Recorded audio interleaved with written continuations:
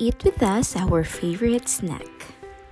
Maybe you are curious why magkaiba kami ng corn.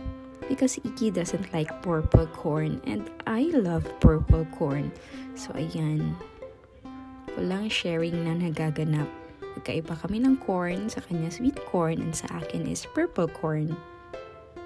Iggy loves corn. Sobra. Kaya niyang makaubos ng 2 cobs sa isang upuan lang. And aside sa healthy na, mabigat pa siya sa tiyan. So ayan, kaya hindi kami pwedeng walang corn sa bahay kasi yan yung favorite snack niya.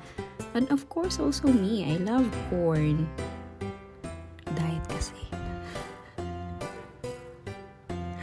No choice ang mama. So ayan, tamang kit-kit lang. Bye! Mwah!